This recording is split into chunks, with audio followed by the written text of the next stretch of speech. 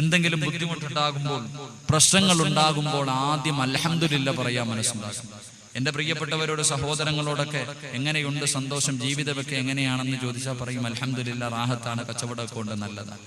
പക്ഷെ കച്ചവടമൊക്കെ ഇല്ലാതായി കഴിഞ്ഞു എന്തെങ്കിലും ബുദ്ധിമുട്ടാണെങ്കിലോ എങ്ങനെയുണ്ടെന്ന് ചോദിച്ചാൽ അപ്പം അൽഹംദുലില്ലാ പറയില്ല. വല്ലാത്ത ബുദ്ധിമുട്ടൊക്കെ, നഷ്ടത്തിലാണില്ല, അള്ളാഹിനെ സ്തുതിക്കാൻ കഴിയില്ല. സന്തോഷം ഉണ്ടാകുമ്പോൾ എല്ലാവരും പടച്ചവനെ സ്തുതിക്കും. ദുഃഖം ഉണ്ടാകുമ്പോൾ, എൻ്റെ പള്ളിയിൽ ഇപ്പോൾ ഒരു പ്രിയപ്പെട്ട ചെറുപ്പക്കാരൻ 5 നേരവും പള്ളിക്കകത്ത് വന്ന് നിസ്കരിച്ചു കൊണ്ടിരുന്നവൻ, അവനെ നമസ്കരിക്കാൻ കാണാതെ വന്നപ്പോൾ എൻ്റെ പള്ളിയിലെ ഉസ്താദ് അവനെ വിളിച്ചിട്ട് ഉപദേശിച്ചു, എടാ നീ 5 നേരം സുബഹിക്ക് വരെ പള്ളി വന്നുകൊണ്ടിരുന്നയാ, എന്തേ നിന്നെ ഇപ്പൊ കാണുന്നില്ല? ആ പ്രിയപ്പെട്ട ചെറുപ്പക്കാരൻ പറയുന്നു, ഉസ്താദെ 9 വർഷമായിട്ട് ഞാനൊരു പെണ്ണിനെ പ്രണയിക്കാം. ആ പെണ്ണിന്റെ വീട്ടുകാർ കല്യാണത്തിന് സമ്മതിക്കണമെന്ന് പറഞ്ഞുകൊണ്ടാണ് ഞാൻ പള്ളിക്കകത്ത് കയറിയ. 9 വർഷം സ്നേഹിച്ചിട്ട് ഇപ്പൊ ആ പെണ്ണ് പറയുക എന്നെ വേണ്ടാന്ന് അവള് തന്നെ പറഞ്ഞു. ആ പെണ്ണ് തന്നെ പറഞ്ഞു എന്നെ വേണ്ടാന്ന്, ഇനി അതുകൊണ്ട് ഞാൻ നമസ്കരിക്കുന്നില്ല. എന്റെ പ്രിയമുള്ളവരെ, ആ പയ്യനോട് ഉസ്താദ് ഉപദേശിച്ച ഉസ്താദ് പറഞ്ഞു അത്ര, മോനെ നിന്റെ വാരിയലിൽ നിന്ന് പടച്ചവനൊരു പെണ്ണിനെ സൃഷ്ടിച്ചിട്ടുണ്ട്, സമയമാകുമ്പോ അത് നടക്കും.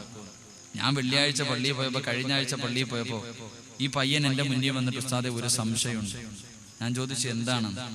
എന്റെ പ്രിയമുള്ളവരെ, സാധാരണ അള്ളാഹുവിന്റെ പ്രവാചകൻ ആദം നബി അലൈഹിസ്സലാമിന്റെ ഇടത് സൈഡിലെ വാരിയലിൽ നിന്നാണ് ഹവ്വാ ബീവിയെ സൃഷ്ടിച്ചിരിക്കുന്നത് എന്ന് പറഞ്ഞുകൊണ്ട് എന്റെ ഇടത് സൈഡിലെ വാരിയലിൽ നിന്നാണ് എന്റെ ഭാര്യയെ സൃഷ്ടിച്ചതെന്ന് കിതാബിലെങ്ങും കാണാൻ കഴിയില്ല. അങ്ങനെ ഉസ്താദന്മാര് ഇന്ന് വരെ സാധാരണ എല്ലാവരും പറയണം, ഈ ഇരിക്കണ ഉസ്താദന്മാര് നിങ്ങളെയൊക്കെ ഇടത് വാരിയയിൽ നിന്നാണ് നിങ്ങളുടെ ഭാര്യയെ സൃഷ്ടിച്ചതെന്ന് പറയാൻ കഴിയില്ല. കാരണം അങ്ങനെ ഹദീസിന്റെ കിതാബുകളിൽ നിന്നും ഞാൻ കണ്ടിട്ടുമില്ല, എന്റെ ഉസ്താദന്മാര് പറഞ്ഞു തരുന്ന കേട്ടിട്ടുമില്ല.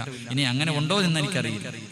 എല്ലാവരും സാധാരണ പറയാറുണ്ട് ആദം നബിയിലേക്ക് ഖിയാസാക്കിയാ പറയുന്നത്. ഇപ്പൊ ഉസ്താദ് ഉപദേശിച്ചുകൊണ്ട് ഈ പയ്യ എന്റെ അടുത്ത് ചോദിച്ചു, അങ്ങനെയാണെങ്കിൽ ഉസ്താദെ ചില പെണ്ണുങ്ങള് കല്യാണമെല്ലാം കഴിഞ്ഞ് 2 വർഷം ഒരുത്തന്റെ കൂടെ ജീവിച്ച് 2 മക്കളെയും പെറ്റു കൊടുത്തിട്ട് മറ്റൊരുത്തന്റെ കൂടെ ഒളിച്ചോടി പോകുമല്ലോ, അപ്പൊ എങ്ങനെ 50-50 എല്ലാണോ എന്ന് അവ എന്നോട് ചോദിക്കും.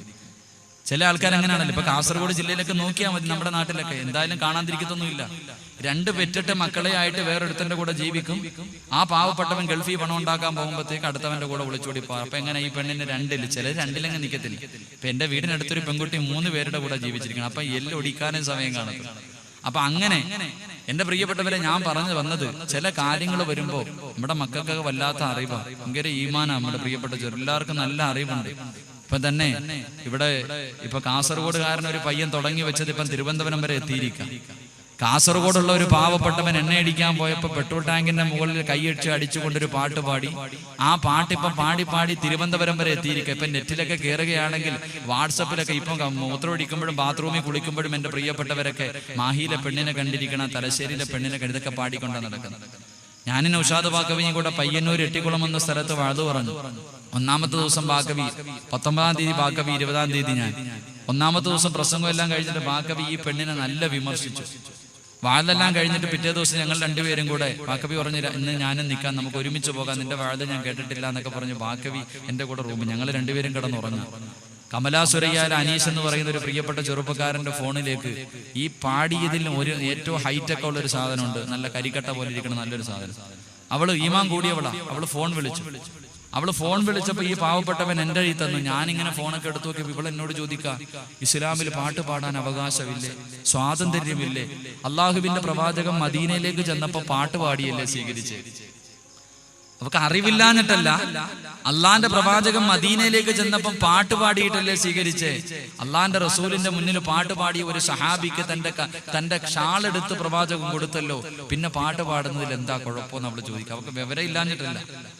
അവസാനം ഞാൻ പെണ്ണിനോട് ചോദിച്ചു, മോളെ ഈ ഹോട്ടലിന്റെ ഫ്രണ്ടിൽ ഇങ്ങനെ നിന്നിട്ട് വിളിക്കും, ചോറുണ്ണാൻ ആര് വേണമെങ്കിലും വരാൻ വേണ്ടി ഒരാൾ നിന്ന് വിളിക്കണ പോലെ നിന്നെ തുടരണമെങ്കിൽ നീ തലശ്ശേരിയിലേക്ക് വരാൻ വിളിച്ചല്ലോ, അതെന്താന്ന്? അപ്പൊ പെണ്ണ് പറയാ, അത് അങ്ങനെ ഒന്നും ഞാൻ ചിന്തിച്ചിട്ടില്ല, അള്ളാഹു നീയത്തനുസരിച്ചല്ലേ കാര്യങ്ങൾ തീരുമാനിക്കുന്നത്. ഇന്നമല്ല അഅ്മാലു ബിന്നിയാത്ത്. ആ പെണ്ണ് പറയാ, എന്റെ മനസ്സിൽ എന്താണെന്ന് അള്ളാഹുവിന് മാത്രമേ അറിയൂ, ഞാൻ അങ്ങനെ ഒന്നും കരുതിയില്ല, നിങ്ങൾ അങ്ങനെ കാണുന്നത് കൊണ്ടാ പ്രസംഗിച്ചുകൊണ്ട് നടക്കണേ. അവസാനം ഇത് പറഞ്ഞപ്പോഴത്തേക്ക് എനിക്ക് സഹിച്ചില്ല. കാരണം അത്രയ്ക്ക് നേരം ഞാൻ ഒരു ഉസ്താദ് എന്ന നിലയിൽ സംസാരിച്ചോണ്ടിരുന്നു. അത്ര ക്ഷമയൊന്നും എനിക്കില്ല. ഞാൻ ഇത് കൂടെ കേട്ടപ്പോഴത്തേക്ക് പിന്നെ നല്ല 4 പറഞ്ഞു. ബാക്കവി ഉറക്കത്തിൽ നിന്ന് ചാടി എഴുന്നേറ്റ് എന്താടാന്ന് ഫോൺ കയ്യിലോട്ട് കൊടുത്തു. പിന്നെ ബാക്കവി ബാക്കിയുള്ളത് പറഞ്ഞു. ഇവള് പറഞ്ഞു, ഞാൻ ഡൽഹിയിലൊക്കെ പോയി പഠിച്ചത് കൊണ്ട് എനിക്ക് ഇച്ചിരി ധൈര്യമുണ്ട്, എന്റെ കൂടെ ഉള്ള 2 കൊച്ചുകുട്ടികളാ, അവരെങ്ങാണ് ആത്മഹത്യ ചെയ്ത് കഴിഞ്ഞാൽ നിങ്ങൾക്കെതിരെ കേസ് കൊടുക്കും. പിന്നെ ഉറക്കത്തിൽ നിന്ന് എഴുന്നേറ്റ ദേഷ്യവും ഇവള് പറഞ്ഞതെല്ലാം കൂടെ ആയപ്പോഴത്തേക്ക് പിന്നെ നൗഷാബ കവി പറഞ്ഞു, മോളെ എന്റെ അവസാന ശ്വാസം വരെ നിനക്കെതിരെ ഞാൻ വാഴ്ന്നു പറയും, നിന്റെ കാര്യത്തിൽ തീരുമാനമായിരുന്നു. അവസാനം ആ പ്രിയപ്പെട്ട പെണ്ണ് ഫോണ് താഴെ വെച്ചിട്ട് പിന്നെ കുറച്ച് കഴിഞ്ഞ് വിളിച്ചു, വാപ്പയും ഉമ്മയും എല്ലാരും പൊട്ടിക്കരഞ്ഞ്, ഉസ്താദെ പൊരുത്തപ്പെടണം, അറിയാതെ ചെയ്തതാന്നൊക്കെ പറഞ്ഞ് പൊട്ടിക്കരഞ്ഞു. അള്ളാഹു ആ പൊന്നുമോക്ക് ഈമാൻ നിലനിർത്തി കൊടുക്കുമാറാകട്ടെ. അള്ളാഹു ആ സഹോദരിക്ക് ഈമാൻ നിലനിർത്തി കൊടുക്കുമാറാകട്ടെ. പക്ഷെ നമ്മൾ ഇന്നും പാടിക്കൊണ്ട് നടക്കുക, അതൊക്കെയാണ് നമ്മുടെ സമയം. നമുക്കിന്ന് അതൊക്കെ പലതും മറന്നു പോകുന്നു എന്റെ പ്രിയപ്പെട്ട ചെറുപ്പക്കാർ. അതുകൊണ്ട് ഞാൻ പറഞ്ഞു വന്നത്, മഹാനായ റസൂലുള്ളാഹി സ്വല്ലല്ലാഹു അലൈഹി വസല്ലമ തങ്ങൾ പറയുന്നു, പടച്ചവൻ ഒരു പരീക്ഷണം തരുമ്പോൾ, അള്ളാഹു ഒരു പരീക്ഷണം തരുമ്പോൾ അത് നീ അറിയുമ്പോൾ ആദ്യം അൽഹംദുലില്ലാഹ് എന്ന് പറഞ്ഞ നാളെ നീ ഹിസാബില്ലാതെ സ്വർഗത്തിൽ കിടക്കുമെന്ന് നബിയുനാ റസൂലുള്ളാഹി സ്വല്ലല്ലാഹു അലൈഹി വസല്ലം. ഒരവസരത്തിൽ മഹാനായ മൂസാ നബി അലൈഹിസ്സലാം പടച്ചവനോട് ചോദിച്ചു, അല്ലാഹ് അയ്യു മനാസിലൽ ജന്ന, അല്ലാഹുവേ ഈ സ്വർഗത്തിൽ നിനക്ക് ഏറ്റവും ഇഷ്ടപ്പെട്ട സ്ഥലം ഏതാണ്? അല്ലാഹുവിന് സ്വർഗത്തിൽ ഏറ്റവും ഇഷ്ടപ്പെട്ട സ്ഥലം ഏതാണെന്ന് മഹാനായ മൂസാ നബി അലൈഹിസ്സലാം അല്ലാഹുവിനോട് ചോദിച്ചപ്പോ പടച്ചവൻ പറഞ്ഞു കൊടുത്തു, എനിക്ക് സ്വർഗത്തിൽ ഏറ്റവും ഇഷ്ടപ്പെട്ട സ്ഥലം ഖലീറത്തുൽ ഖുദ്സ് എന്ന് പറയുന്ന സ്ഥലമാണ്. ഖലീറത്തുൽ ഖുദ്സ് എന്ന് പറയുന്ന സ്ഥലമാ. അതാർക്കുള്ളതാണെന്നറിയുമോ? മഹാനായ പ്രവാചകൻ സല്ലല്ലാഹു അലൈഹി വസല്ലമ തങ്ങൾ പറയുന്നു, ഒരു പരീക്ഷണം ഉണ്ടായെന്ന്, പടച്ചവന്റെ ഒരു പരീക്ഷണം എത്തിയെന്നറിയുമ്പോൾ ആദ്യം അൽഹംദുലില്ലാഹ് എന്ന് പറയുന്നവന് നാളെ ഖലീറത്തുൽ ഖുദ്സ് എന്ന് പറയുന്ന പടച്ചവൻ സ്വർഗത്തിൽ ഏറ്റവും ഇഷ്ടപ്പെടുന്ന സ്ഥലമുണ്ടെന്ന് നബിയുനാ റസൂലുള്ളാഹി സ്വല്ലല്ലാഹു അലൈഹി വസല്ലം. അതുകൊണ്ട് എൻ്റെ പ്രിയമുള്ള സഹോദരങ്ങളെ, ഒരു പരീക്ഷണം ഉണ്ടാകുമ്പോൾ ഒരിക്കലും നിന്റെ മനസ്സ് വേദനിക്കാൻ പാടില്ല. നിനക്ക് കടങ്ങളാണെങ്കിലും കച്ചവടം നഷ്ടത്തിലാണെങ്കിലും നിന്റെ മനസ്സിലൊരു തോന്നലുണ്ടാകണം, ഒരു കയറ്റം കഴിഞ്ഞാൽ ഒരു ഇറക്കമെന്നെങ്കിലും ഉണ്ട്. ഒരു കയറ്റം കഴിഞ്ഞാൽ എന്നെങ്കിലും ഒരു ഇറക്കമുണ്ട്. മഹാനായ അസ്റഫുൽ ഖൽഖ് നബിയുനാ റസൂലുള്ളാഹി സ്വല്ലല്ലാഹു അലൈഹി വസല്ലമ തങ്ങൾ ദാ പറഞ്ഞത്, എൻ്റെ പ്രിയമുള്ള സഹോദരങ്ങളെ, അല്ലാഹുവിന്റെ പ്രവാചകൻ പറഞ്ഞു തരികയാണ്, സ്വഹാബത്തിനോട് പറയുകയാണ്, യാ സ്വഹാബാ, ഒരു പരീക്ഷണത്തിന്റെ പുറകിലാണ് ഒരു വിജയം ഇരിക്കുന്നത്, ഒരു പരീക്ഷണത്തിന്റെ പുറകിലാണ് അനുഗ്രഹം ഇരിക്കുന്നത്. ഇതാരോടാ പറഞ്ഞതെന്നറിയുമോ? അല്ലാഹുവിന്റെ പ്രവാചകന്റെ സഹാബിയായ തൽഹ റളിയല്ലാഹു അൻഹു വിവാഹം കഴിഞ്ഞിട്ട് വർഷങ്ങൾ കാത്തിരിക്കുകയാണ്, തനിക്ക് മക്കളില്ല. അവസാനം ഒരുപാട് വർഷങ്ങൾക്ക് ശേഷം ഒരു പൊന്നുമകൻ ജനിക്കുകയാണ്. ആ പൊന്നുമകനോട് വല്ലാത്ത സ്നേഹമാണ്. ആ പൊന്നുമകനോട് വല്ലാത്ത സ്നേഹമാ. എവിടെ പോയാലും പൊന്നുമകനെ കൊണ്ട് നടക്കുകയാണ്. മഹാനായ തൽഹ റളിയല്ലാഹു അൻഹു ഉണ്ടല്ലോ, വർഷങ്ങൾ കടന്നു പോവുകയാണ്. ഒരു ദിവസം യാത്രയ്ക്ക് വേണ്ടി പുറപ്പെടുകയാണ്. മഹാനായ തൽഹ റളിയല്ലാഹു അൻഹു തന്റെ സ്നേഹനിധിയായ പൊന്നുമകനെ കെട്ടിപ്പിടിച്ച് ചുടുചുംബനം കൊടുത്തിട്ട് ഭാര്യയുടെ കയ്യിലേൽപ്പിക്കുകയാണ്. എന്നിട്ട് യാത്ര പോവുകയാണ്. യാത്ര പോയി കഴിഞ്ഞ് കുറെ ദിവസം കഴിയുമ്പോ തന്റെ പൊന്നുമകന് രോഗം പിടിക്കുകയാണ്. ഓരോ ദിവസം കഴിയുമ്പോഴും രോഗങ്ങൾ കൂടിക്കൊണ്ടിരിക്കുകയാണ്. അവസാനം എൻ്റെ പ്രിയപ്പെട്ടവരെ, മഹാനായ തൽഹ റളിയല്ലാഹു അൻഹു മടങ്ങി വരുന്ന ദിവസമുണ്ടല്ലോ, തന്റെ പൊന്നുമകൻ അങ്ങോട്ട് മരണപ്പെടുകയാണ്. തൽഹ റളിയല്ലാഹു അൻഹുവിന്റെ പൊന്നുമകൻ മരണപ്പെടുകയാണ്. വീട്ടിലാണെങ്കിൽ തന്റെ പ്രിയപ്പെട്ട ഭാര്യ. ആരാണ് വീട്ടിലുള്ളതെന്നറിയുമോ? അല്ലാഹുവിന്റെ പ്രവാചകന്റെ സഹാബിയായ തൽഹ റളിയല്ലാഹു അൻഹുവിന്റെ പ്രിയപ്പെട്ട ഭാര്യ ഉമ്മു സുലൈം റളിയല്ലാഹു തആല അൻഹ മാത്രമാണ് വീടിനകത്തുള്ളത്. തന്റെ പൊന്നുമകൻ മരിച്ചിരിക്കുകയാണ്. ഇന്ന് തന്റെ പ്രിയ ഭർത്താവ് മാസങ്ങളായി യാത്രയ്ക്ക് പോയിട്ട് മടങ്ങി വരികയാണ്. മടങ്ങി വരുമ്പോ ആദ്യം വീടിനകത്തേക്ക് കയറി വരുമ്പോൾ തന്റെ പൊന്നുമകൻ മരിച്ചു എന്ന് പറയുമ്പോൾ സഹിക്കാൻ തൽഹയ്ക്ക് കഴിയില്ലല്ലോ. ഉമ്മു സുലൈം റളിയല്ലാഹു തആല അൻഹ തന്റെ പൊന്നുമകന്റെ മയ്യത്ത് കുളിപ്പിക്കുകയാണ്. 10 മാസം ചുമന്നുകൊണ്ട് നടന്ന മരണവേദനയുടെ വേദനയും സഹിച്ച് പ്രസവിച്ച തന്റെ പൊന്നുമകന്റെ മയ്യത്തുണ്ടല്ലോ, ഒറ്റയ്ക്ക് കൊണ്ടുപോയി ആരും അറിയാതെ കുളിപ്പിക്കുകയാ. എന്നിട്ട് തന്റെ പൊന്നുമകനെ എടുത്തു കൊണ്ടുവരികയാണ്.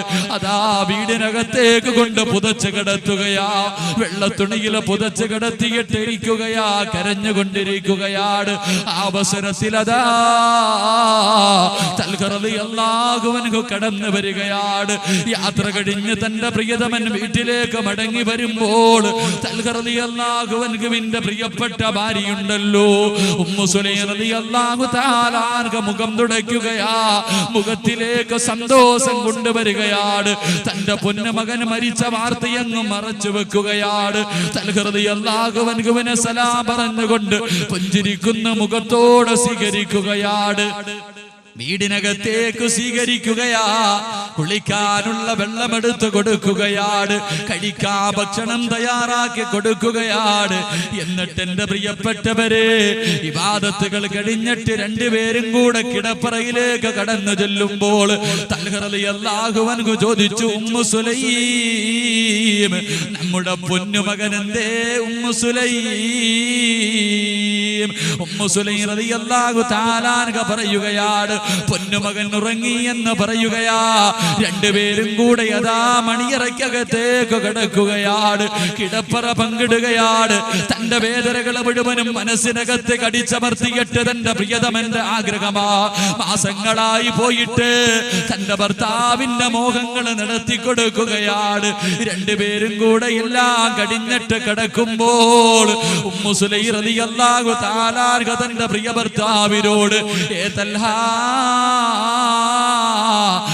ഒരാരെങ്കിലും ഒരു അമാനത്തായ ഒരു വസ്തു തന്നാൽ തിരിച്ചു ചോദിക്കുമ്പോ കൊടുക്കണോ തൽഹ? തൽഹ റളിയല്ലാഹു അൻഹു ഉമ്മു സുലൈമിനോട് പറയുന്നു, പെണ്ണേ, അമാനത്തായ ഒരു സാധനം തന്നിട്ട് തിരിച്ചു ചോദിക്കുമ്പോ കൊടുക്കണ്ടേ ഉമ്മു സുലൈം? തൽഹ റളിയല്ലാഹു അൻഹു പറഞ്ഞു കഴിയുമ്പോൾ പൊട്ടിക്കരഞ്ഞുകൊണ്ട് ഉമ്മു സുലൈം പറയുകയാണ്, തൽഹ, പടച്ചവൻ നമുക്ക് അമാനത്തായി തന്ന മോനുണ്ടല്ലോ, ആ മോനങ്ങ് മരിച്ചു തൽഹ. തൽഹ റളിയല്ലാഹു അൻഹു ചാടി എഴുന്നേൽക്കുകയാണ്. തന്റെ പൊന്നുമകന്റെ മയ്യത്തിന്റെ മുന്നിലേക്ക് ഓടുകയാണ്. അവിടെ പോയിരുന്ന് പൊട്ടിക്കരയുകയാ. തന്റെ പൊന്നുമകൻ മരിച്ച വാർത്ത പറഞ്ഞിട്ടില്ല. ഇത്രയും നേരം അറിയിക്കാതെ തന്റെ ഭർത്താവിന്റെ ആഗ്രഹങ്ങൾ സാധിച്ചിരിക്കുകയാണ്. എന്റെ പ്രിയമുള്ളവരെ, സുബഹിന്റെ സമയമായപ്പോൾ ഇലാ ഹദ്റത്തി റസൂലില്ലാഹ്, പടച്ചവന്റെ പ്രവാചകന്റെ മുന്നിലേക്ക് ഓടുകയാണ്. അല്ലാഹുവിന്റെ റസൂലിന്റെ മുന്നിലേക്ക് ഓടിച്ചെല്ലുകയാണ്. അവിടുന്ന് പറയുന്നു, യാ റസൂലല്ലാഹ്, അല്ലാഹുവിന്റെ റസൂലേ, ഈ ഉമ്മു സുലൈമിനെ എനിക്ക് വേണ്ട നബിയേ. അല്ലാഹുവിന്റെ പ്രവാചകം ചോദിച്ചു, തൽഹ, എന്തു പറ്റി തൽഹ? എന്തിനാണ് ഉമ്മു സുലൈമിനെ ഉപേക്ഷിക്കുന്നതെന്ന് ചോദിക്കുമ്പോൾ അവിടുന്ന് പറയുന്നു, യാ റസൂലല്ലാഹ്, എന്റെ പൊന്നുമകൻ മരിച്ചു കിടന്നപ്പോ ഇവളെന്നോട് പറഞ്ഞില്ല നബിയേ, എനിക്ക് ഭക്ഷണം തന്നു നബിയേ, എന്നെ കൊണ്ട് കിടപ്പറ പങ്കിച്ചു നബിയേ, ഇവളെന്നെ ചതിച്ചു നബിയേ. അല്ലാഹുവിന്റെ പ്രവാചകന്റെ മുന്നിൽ തൽഹ റളിയല്ലാഹു അൻഹു പറയുമ്പോൾ അല്ലാഹുവിന്റെ റസൂൽ പറയുന്നു, തൽഹ, ഇതുപോലെ ഒരു ഭാര്യ നിനക്ക് കിട്ടിയില്ലേ? 9.5 മാസം വയറ്റിൽ ചുമന്നിട്ട് മരണവേദനയുടെ വേദനയും സഹിച്ച് പ്രസവിച്ച തന്റെ പൊന്നുമകന്റെ മയ്യത്ത് സ്വന്തമായി കുളിപ്പിച്ചില്ലേ? വീടിനകത്ത് പുതച്ചു കിടത്തിയില്ലേ? തന്റെ പ്രിയതമൻ വരുമ്പോൾ മനസ്സിന്റെ ഉള്ളിൽ വേദനകൾ മുഴുവനും കടിച്ചമർത്തിക്കൊണ്ട് തന്റെ ഭർത്താവിന്റെ ആഗ്രഹം സാധിച്ചു തന്നില്ലേ? ഇതുപോലെ ഒരു ഭാര്യ നിനക്ക് കിട്ടിയില്ലേ? അല്ലാഹുവിന്റെ റസൂൽ പറയുകയാണ്, തൽഹ റളിയല്ലാഹു അൻഹുവിനോട് അല്ലാഹുവിന്റെ പ്രവാചകൻ പറയുന്നു, തൽഹ, ഇല്ലാ യലമൽ ജസാ മാ യലമൽ ബലാ.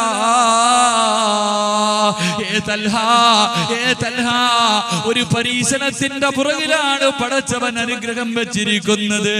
അതുകൊണ്ട് തൽഹ, ഇന്നലെ നിങ്ങൾ ബന്ധപ്പെട്ടതിലൂടെ നിനക്കൊരു മകൻ ജനിക്കും തൽഹ.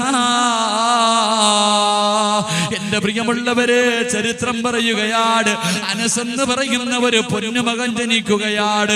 ആ പൊന്നുമകൻ ഖുർആൻ മുഴുവനും കാണാതെ പഠിക്കുകയാണ്.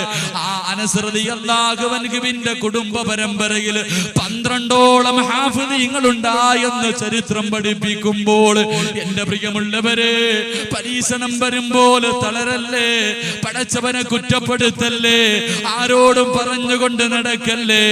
അൽഹംദുലില്ലാഹ് എന്ന് പറയാനുള്ള മനസ്സ് കാണിച്ച നാളെ ഹിസാബില്ലാതെ സ്വർഗത്തിൽ കടക്കാൻ കഴിയുമെന്ന് നബിയുനാ റസൂലുള്ളാഹി സല്ലല്ലാഹു അലൈഹി വസല്ലമ തങ്ങൾ പറയുന്നു, പടച്ചവനൊരു പരീക്ഷണം തരുമ്പോൾ അതറിയുമ്പോൾ ആദ്യം അൽഹംദുലില്ലാഹ് എന്ന് പറഞ്ഞ നാളെ ഹിസാബില്ലാതെ സ്വർഗത്തിൽ കടക്കാൻ കഴിയുമെന്ന് നബിയുനാ റസൂലുള്ളാഹി സല്ലല്ലാഹു അലൈഹി വസല്ലം. അല്ലാഹു നമുക്ക് ഈമാൻ നൽകി അനുഗ്രഹിക്കുമാറാകട്ടെ. അല്ലാഹു ക്ഷമ നൽകി അനുഗ്രഹിക്കുമാറാകട്ടെ. അല്ലാഹു പടച്ചവൻ മാരകമായ രോഗങ്ങൾ തന്ന് നമ്മളെ പരീക്ഷിക്കാതിരിക്കുമാറാകട്ടെ.